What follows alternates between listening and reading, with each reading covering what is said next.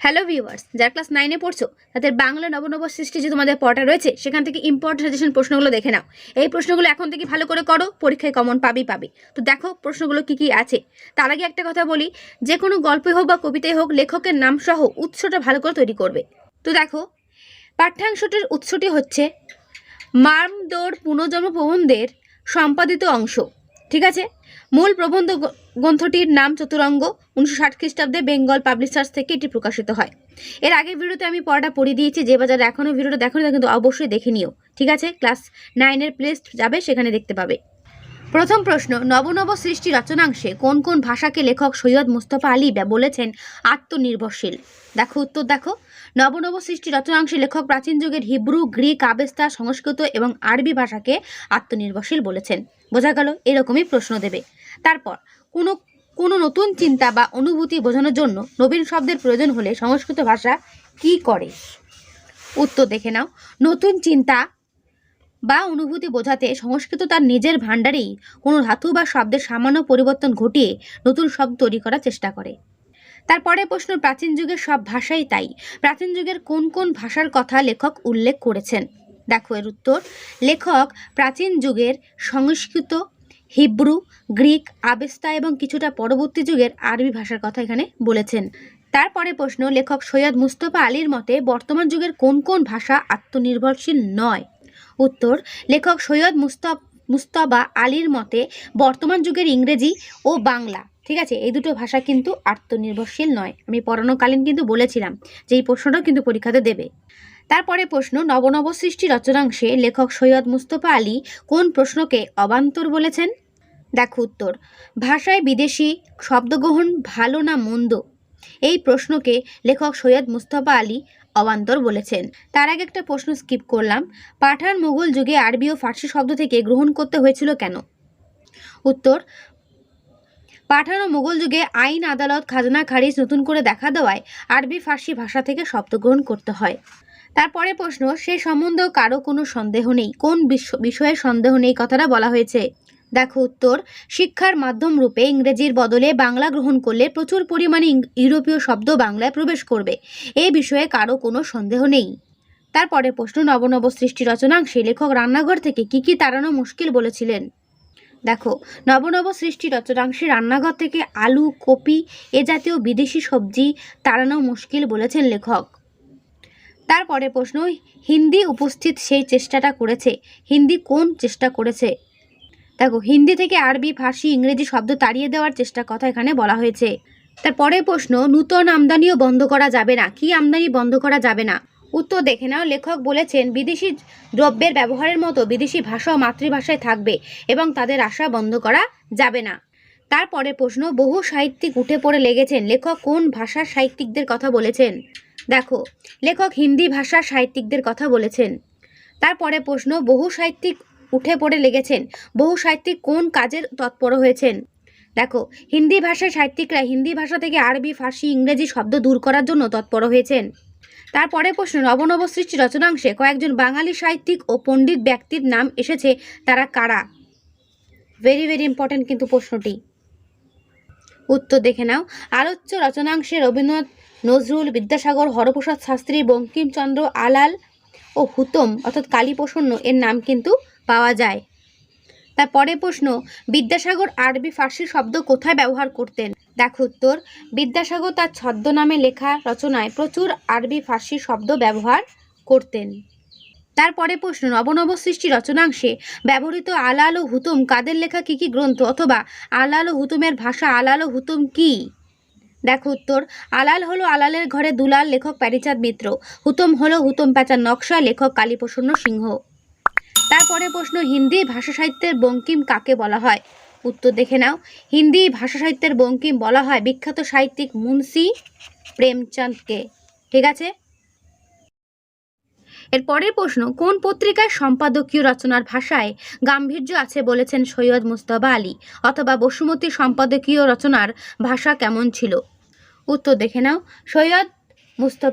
লেখক সৈয়দ মুস্তফা আলীর মতে বসুমতী পত্রিকার সম্পাদকীয় রচনার ভাষা গাম্ভীর্য আছে। তারপরে প্রশ্ন, বাংলায় যেসব বিদেশি শব্দ ঢুকেছে তার মধ্যে কোন কোন ভাষা প্রধান বলেছেন লেখক? উত্তর দেখে নাও, বাংলা যেসব বিদেশি শব্দ প্রবেশ করেছে তার মধ্যে আরবি, ফার্সি এবং ইংরেজি শব্দ অন্যতম আর কি। ঠিক আছে,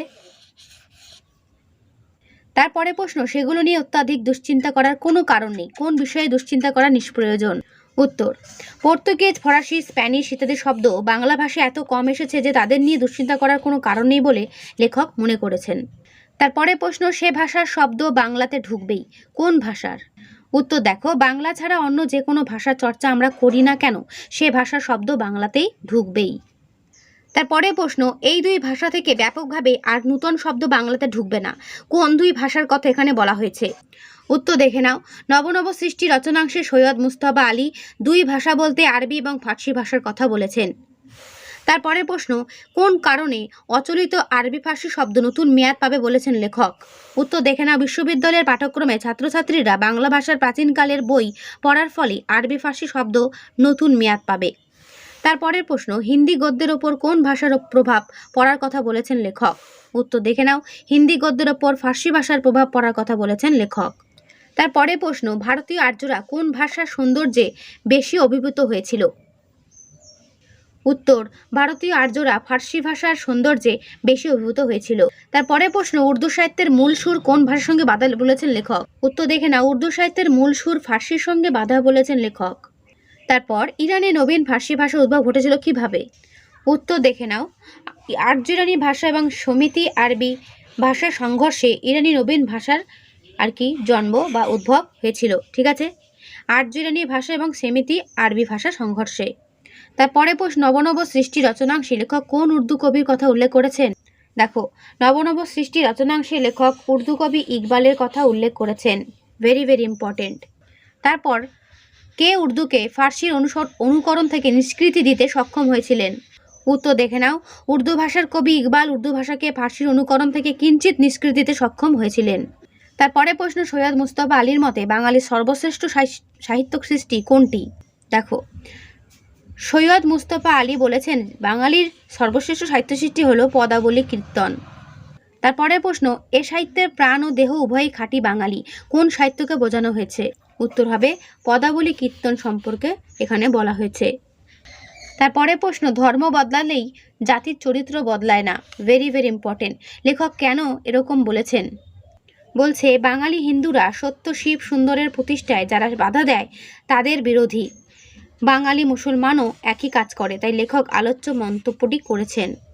তো এই হলো শর্ট প্রশ্ন। এবার চলো বড় প্রশ্ন দেখে নাও কি কি করবে। দেখো, সংস্কৃত ভাষা আত্মনির্ভরশীল, কেন সংস্কৃত ভাষা সম্পর্কে কথা বলা হয়েছে? ভেরি ভেরি ইম্পর্টেন্ট, ভালো করে করবে। আমি আর উত্তরটা পড়ছি না, তোমরা কিন্তু অবশ্যই উত্তরটা এখান থেকে নিয়ে নেবে। তারপর বিদেশি শব্দ নেওয়া ভালো না মন্দ সে প্রশ্ন অবান্তর, কেন লেখক কথা বলেছেন আলোচনা করো। Very very important. প্রাচীন যুগের সব ভাষাই তাই, কোন কোন ভাষার উল্লেখ করে লেখক কেন এরকম বলেছেন? এই প্রসঙ্গে বর্তমান যুগের কোন দুটো ভাষা সম্পর্কে তিনি কি বলেছেন? Very very important. আমি উত্তরটা এক ঝলক তোমাদেরকে দেখিয়ে দিচ্ছি, তোমরা কিন্তু অবশ্যই উত্তরটা এখান থেকে নিয়ে অথবা তোমাদের যদি বই থাকে সে বই থেকে করে নিও। ঠিক আছে। তারপর বর্তমান যুগের ইংরেজি ও বাংলা আত্মনির্ভরশীল নয়, আত্মনির্ভরশীল ভাষা কাকে বলে? লেখকের এরকম মনে হওয়ার কারণ কি? এটার উত্তরটাও দেখে নাও। এটার উত্তরটা এই পর্যন্ত শেষ হলো। তারপর ফল যদি ভালো হয় তখন তারা না হয় চেষ্টা করে দেখবেন, কোন প্রসঙ্গে লেখক এরকম বলেছেন? বাংলা সাহিত্যিকদের নিয়ে এই প্রসঙ্গে লেখক কি বলেছেন? দেখো বাকি উত্তরটা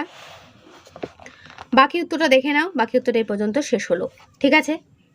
তারপরে প্রশ্ন, আমরা অন্যতম প্রধান খাদ্য থেকে বঞ্চিত হব, কোন প্রসঙ্গে কথাটি বলা হয়েছে? আলোচনা করো। অথবা স্কুল থেকে সংস্কৃত চর্চা উঠিয়ে না দেওয়ার কারণ প্রসঙ্গে বক্তা কি বলেছেন?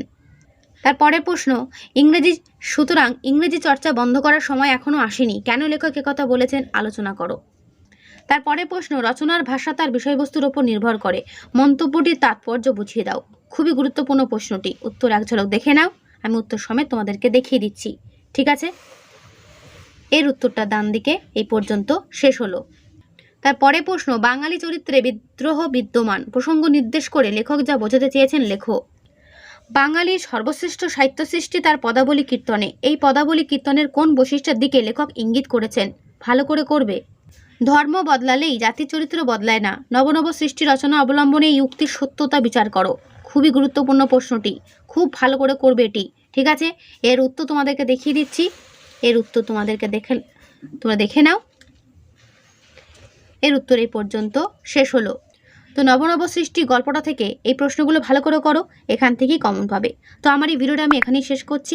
কেমন লাগলো অবশ্যই কমেন্টে জানিও, ভালো লাগলে একটা লাইক ও বন্ধুদেরকে শেয়ার করে দিও। তো আজকে এখানেই দেখা হবে নেক্সট ভিডিওতে।